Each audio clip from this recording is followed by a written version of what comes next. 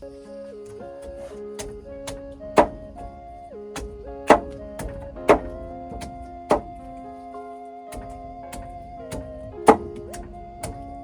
น้องตอนนี้ครับกำลังสิกินข้าวเที่ยงปีกวด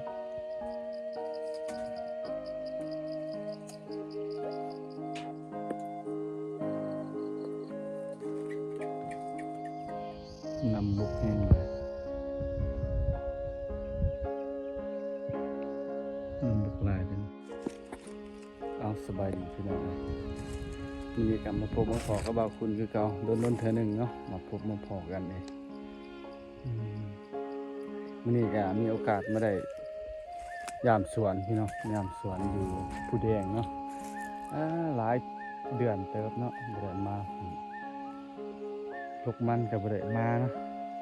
เนื่องจากเข้ากับบ่วางบ่มีเวลาไปเฮ็ดสวนอยู่สนามไส้เลยบ่ได้อยู่นี่เนาะคิดฮอดมาพี่แล้วคิดฮอดอดีตดูภาพแล้วก็คิดฮอดมันสิบ่มีอีกต่อไปพี่น้อยเพราะว่าปีนี้ก็บ่เฮ็ดแล้วลำมันเฮาบ่มี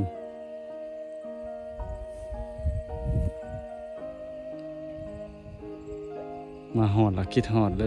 ยน้ำตาสิไหลปีที่4แล้วมักนัดกะพี่น้อยมักนัดกะเกือบคู่กกเลยมันมากเนาะพูดพี่น้องมาพี่คิดฮอดไล่เหรอเอ้ยมันเผากันยังเนาะพี่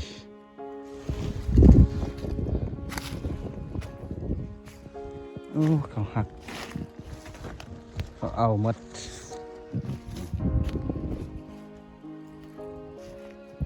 บ่ได้กินดอกนี่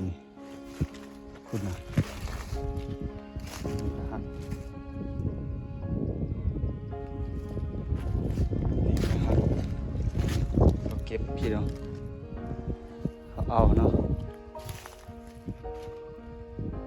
บ่ได้กินดอกโอ้ยเนาะบาดปักนัดเป็นหมากแหละเฮาบ่อยู่นี่เฮาบ่อยู่นี่แล้วเนาะพี่น้องง่ายแต่อยู่นี่บ่มีลำแล้ว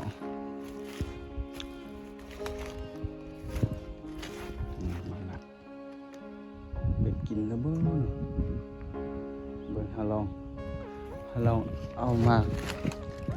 หนึ่งเบิ่งกินบ่สิเหลือตู้ก็คักแน่แล้วเนาะ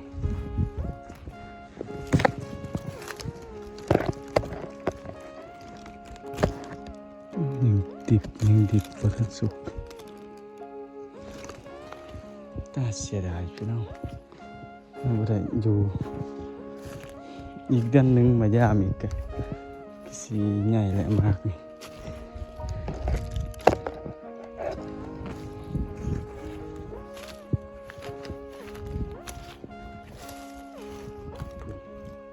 คุกกกเลย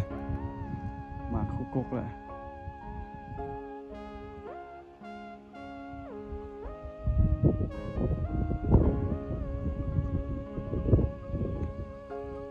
เวลาลมมาเนี่ยโอ้ยคิดฮอดพวกเด็กหน่อยมาลินแถวนี้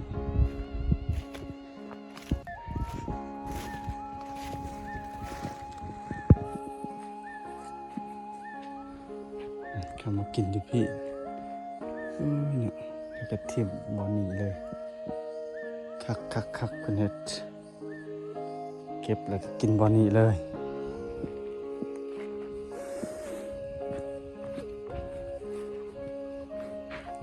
บอนี้จุดเทือนเก่าเฮาโอ้บรรยากาศฝนสิตกคึม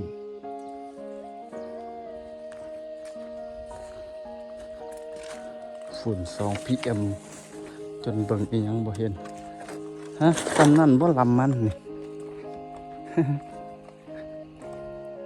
จุดประสงค์เฮามานี่ก็มาเอาเครื่องเนาะเอาเครื่องที่จำเป็นที่จะใส่อยู่บ้านที่ว่าเฮาสิใส่อยู่ให้อยู่กระนึม อยู่หัวจะมานี่ลำซ้ำนี้แหละหมดส่วนซ้ำนี้เอินไปโอ้ยรกร้างขนาดพี่น้อยคิดหอดเด้เนาะ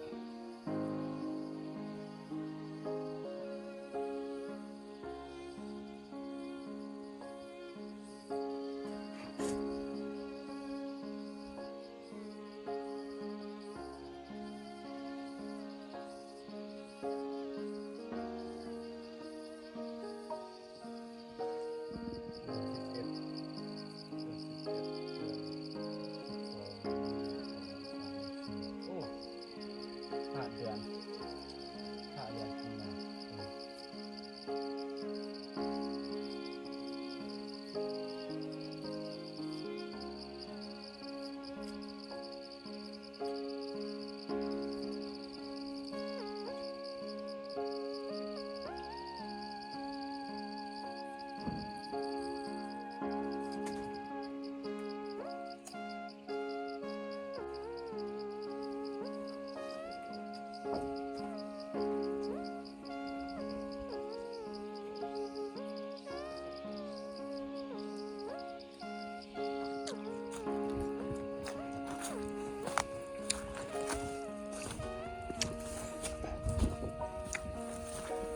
หมากมีกำลังงามกกหมากมี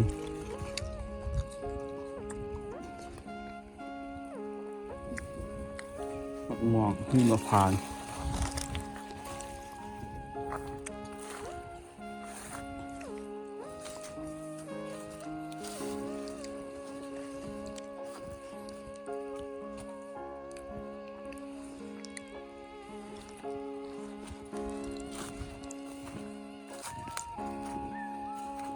เดี๋ยวเราสิลองเด็ดมักนัดเบิ่งกินหรือบ่เนาะ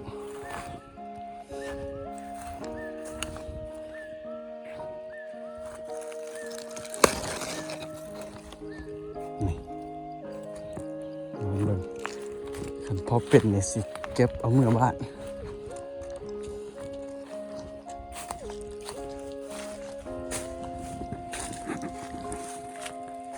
กล้วยยอดปีกวด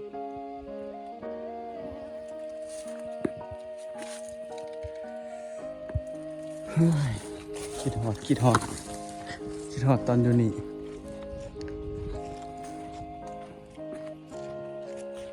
ก็4 ปี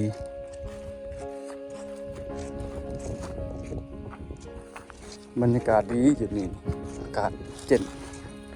พอดีเวลาลมโอ้ยเนาะ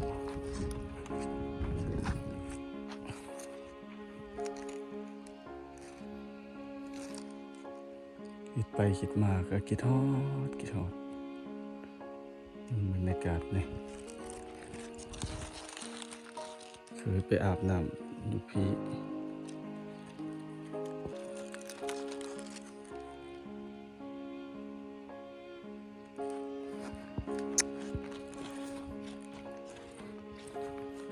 อธิบายยากพี่น้องอธิบายยาก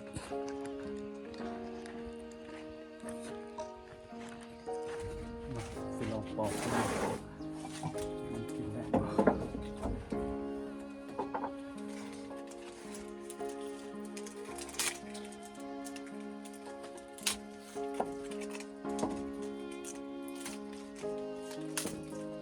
บนหน่อมันพี่น้องหน่อมันแตก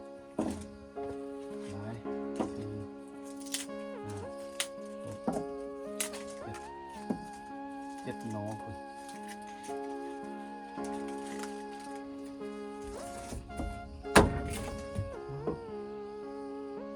ท่านสุก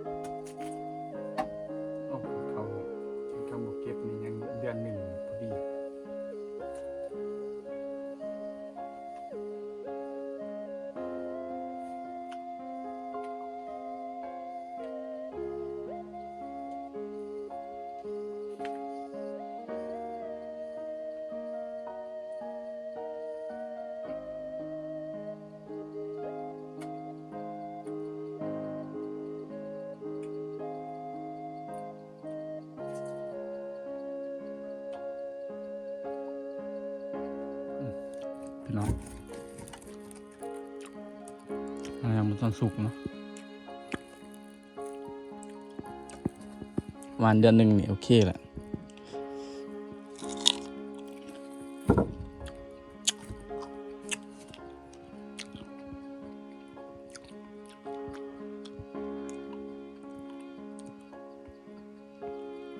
พี่น้องตอนนี้ครับกำลังกินข้าวเที่ยง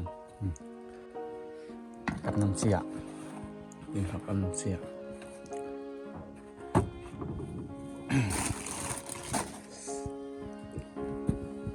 ตอนนี้แดดออกแล้ว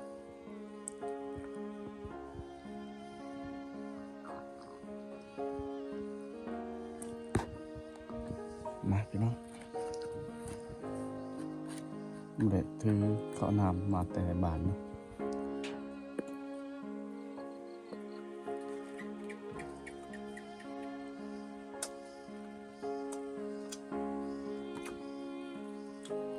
เมื่อถือของกินมาแต่บ้านลืมเสิร์ฟ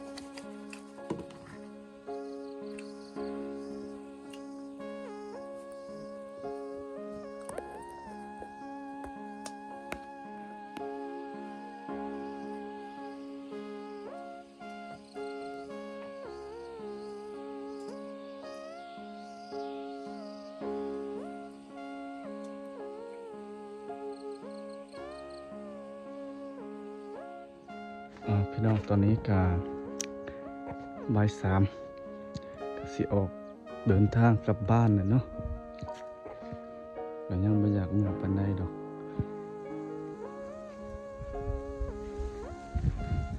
ต้องเมื่อแล้ววันนี้บรรยากาศดีลมพัดคักเย็นสบาย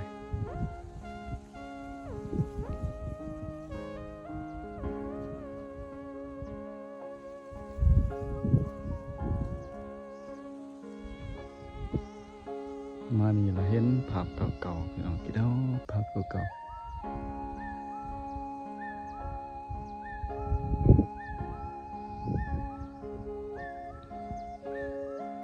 เครื่องเฮาก็บ่มีหยังหลายเนาะเครื่องที่เฮาจะเอาเมื่อก็บ่หลายดอกอย่างเช่นมองข้าวนี่ก็มีลุงข้าวแล้วก็ผ้าอีหยังต่างๆแล้วก็ผ้าห่มอันนี้เดี๋ยวประตูก่อน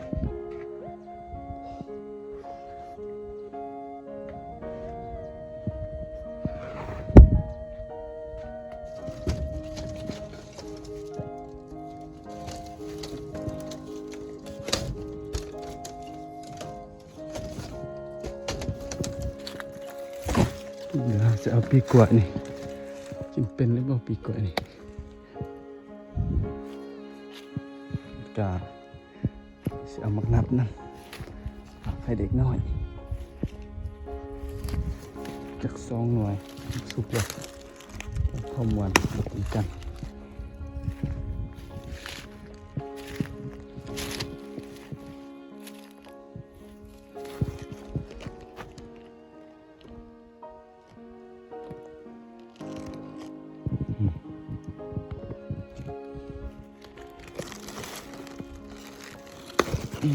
ลงมา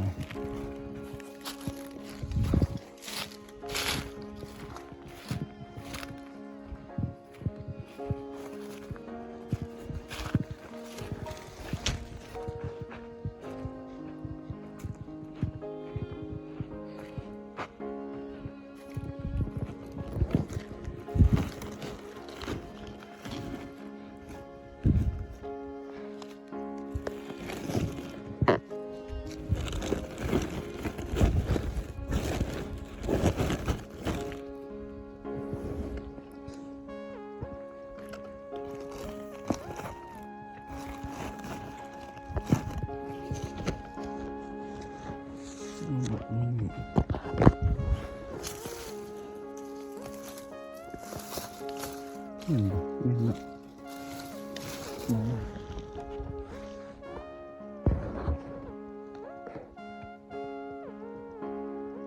ไปเดี๋ยวสิขอเดินทางกลับก่อนเพียวนำลูกแห้ง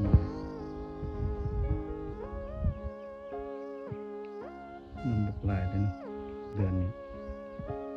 เดือนเมษายนหรือว่าเดือนสี่ทางหลังก็ยังเฮ็ดให้อยู่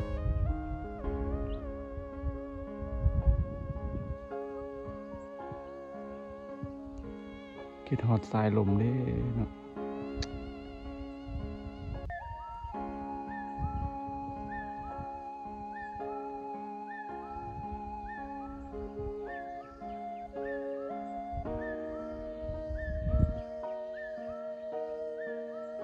คิดฮอดเสียงจักจั่นเสียงนกมีโอกาสก็สิมาพี่อีกพี่น้อยมานอนจาก2-3 คืนคิดฮอดบรรยากาศนะ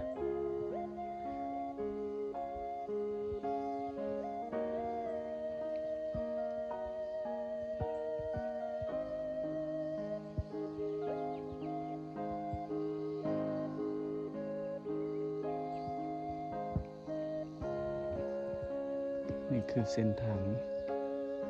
กับ16เแหละ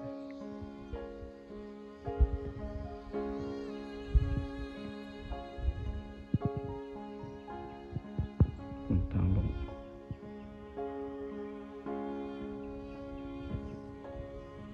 เอาไว้รถแถวนั้นนะแถวเฮาเฮ็ดสลิงใส่ให้สลิงเฮ็ดสลิงตอนเอามันลงปีกายพี่นี่ฮะก็บ่ได้เอาลงนำเลยว่าเฮาบ่ได้เฮ็ดที่นี่แต่พออีเมลเพิ่นเอาลงพี่นี่เพิ่นได้แต่ต้นหนึ่งต้นเดียวมันแห้งเสียดายราคามันปีนี้ก็โอเคอยู่ 3,000 เนาะก็บ่มีมัน